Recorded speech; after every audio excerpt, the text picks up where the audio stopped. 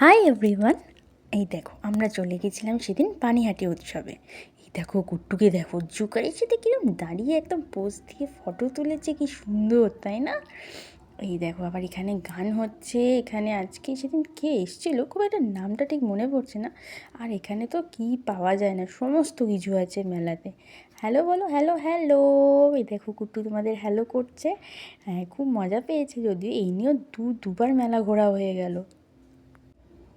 এই মেলাটা তো এখন প্রায় সব মেলার মধ্যে একটা বড় মেলা, বিশাল এলাকা জুড়ে হয়।